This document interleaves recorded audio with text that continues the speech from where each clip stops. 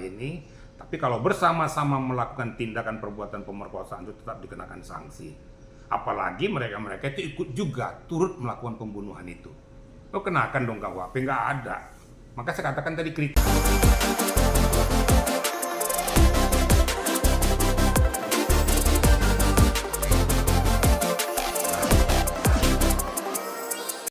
Untuk menanggapi untuk kasus yang sekarang ini kan lagi banyak nih, lagi viral juga untuk masalah kasus pemerkosaan di bawah umur dan pelakunya juga di bawah umur, dan netizen pun bilang ada yang ingin menghapus undang-undang untuk perlindungan anak. Menurut Bapak gimana, Pak?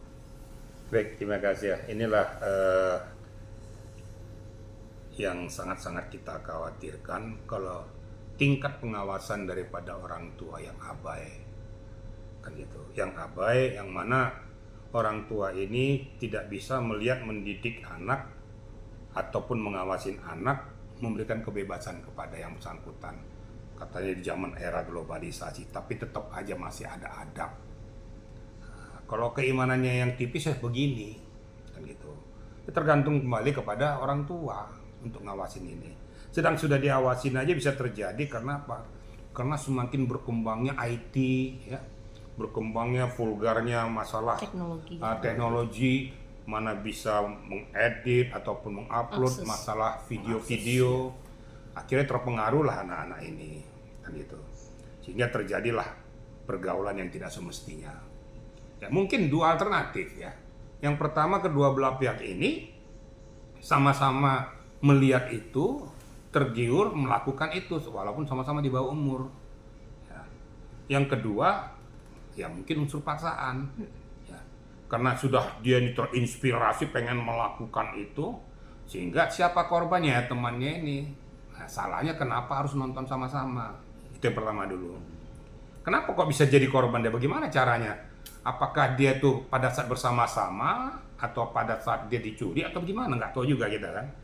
Tapi kalau feeling saya mengatakan bahwa terjadi penguasaan ataupun persekusi yang bersama-sama, seseorang korbannya ada beberapa laki-laki di bawah umur, ini kemungkinan mereka bersama-sama. Nah, pada saat itu terjadilah pemerkosaan itu. Sekarang pemerkosaan itu sekarang kita lihat ada unsur paksaan atau memang terinspirasi dengan apa yang mereka lihat, atau mungkin sudah bergejolak dengan era globalisasi itu mereka sudah terinspirasi tentang masalah seks bebas. Ini kan kita lihat nanti tentunya dari penyidik akan melihat itu, berkoordinasi dengan tentu dengan Komnas Perlindungan Anak ataupun dengan ahli lah. Ya. Nah, masalah tentang berkaitan dengan Undang-Undang Perlindungan Anak ini juga kita lihat kriterianya. Nah, disinilah nanti yang kita lihat ahli atau psikologi akan mendudukkan posisi dan porsinya.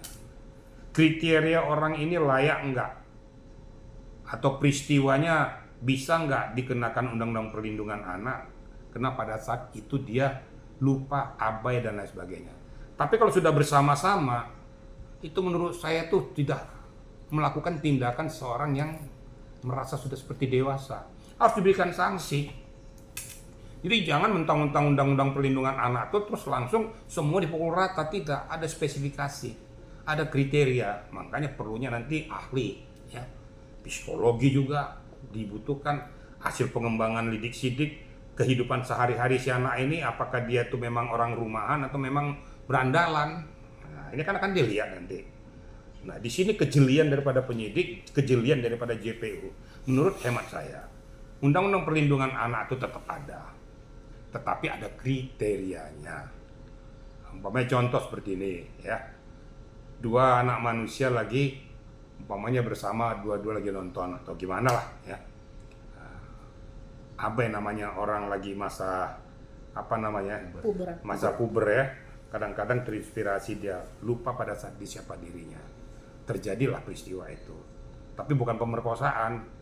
Nah, ini mungkin terjadi hubungan kedua belah pihak.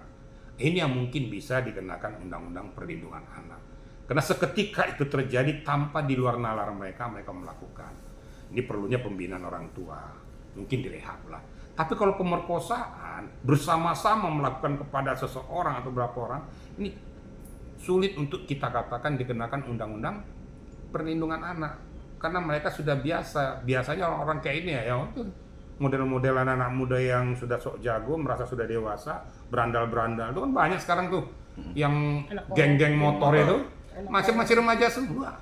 Ya dulu kan juga sama aja nih yang kasus Vina ini. Itu kan anak-anak kecil dulu tuh, geng-geng-gengan gitu kan. Nah, terjadilah peristiwa itu. Nah, seperti itu. Jadi tentu yang perlu saya sampaikan di sini, apapun kejadian terjadi, sudah beberapa peristiwa ya, bukan di satu tempat aja, tempat-tempat yang lain. Masalah undang-undang perlindungan anak menurut hemat saya tetap ada, namun ada spesifikasi dan ada kriterianya. Kepada siapa difokuskan, kepada siapa diterapkan undang-undang perlindungan anak ini, tentu kita lihat kasusnya, case-nya. Ya. Case-nya ini ada unsur sengajaan atau memang situasional dan lain sebagainya. Itulah kejelian nanti ya, baik daripada kedokterannya atau ahli psikologinya, ahli kejiwaan, penyidiknya, kemudian ceritanya, latar belakang sampai terjadinya peristiwa itu nanti akan diteliti dan selidiki. Kalau sudah pemerkosaan, menurut hemat saya harus dikenakan undang-undang yang termaktub dalam KUHP. Kira-kira begitu ya. Pak, ini kan kasusnya terjadi di daerah Pak, di Palembang sama di Sumbar juga. Nah, yang pertama ini kasusnya ini dia diperkosa sekaligus dibunuh.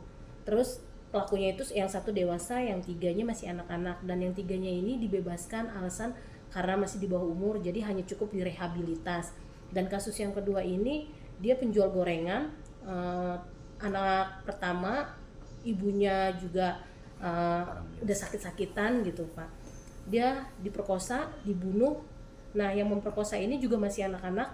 Alasannya sih dugaannya adalah karena cinta ditolak, gitu Pak.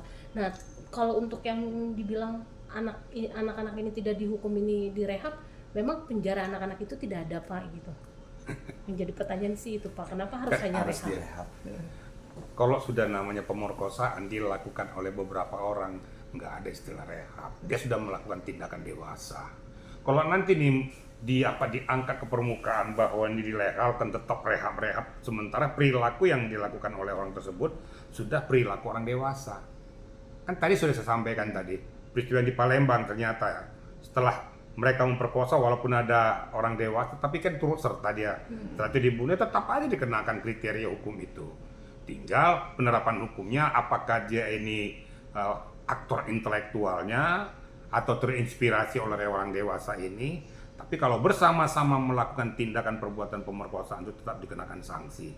Apalagi mereka itu ikut juga turut melakukan pembunuhan itu. Lo kenakan dong KUHP, nggak ada. Maka saya katakan tadi kriteria. Kalau kriteria pemerkosaan nggak ada istilah rehab. Merkosa kok rehab? Berarti dia sudah melakukan layaknya seperti orang dewasa. Baik itu yang di Sumbar maupun di Palembang sama saja. Pokoknya kalau sudah kriteria pemerkosaan, sanksi hukum pidana harus dikenakan. Karena mereka sudah melakukan itu secara bersama-sama. Apalagi sampai berpikir untuk menghilangkan nyawa orang supaya hilang jejak. Berarti kan otaknya sudah jalan dong seperti orang dewasa. Yang saya katakan tadi perlu direhab. Tadi itu tadi. Orang pacaran remaja nih. Masih anak kecil biasa lah kan, cinta monyet gitu ya. Tiba-tiba ternyata gimana, kena sudah masa pubertas, terjadilah peristiwa ini. Ini yang kemungkinan besar untuk dilakukan rehabilitasi pada mereka, perlindungan diajarkan pada orang tuanya, kan gitu. Tapi kalau seperti yang tadi yang dua itu, menurut saya sudah tidak terkena di dalam undang-undang perlindungan anak, nggak boleh. Dia menikmati kok, dia melakukan kok bersama-sama lagi. Berarti tahu dong, dia lihat dong tindakan dewasa sudah dilakukannya, harus kenakan hukum pidana. Kira-kira begitu ya. Oke.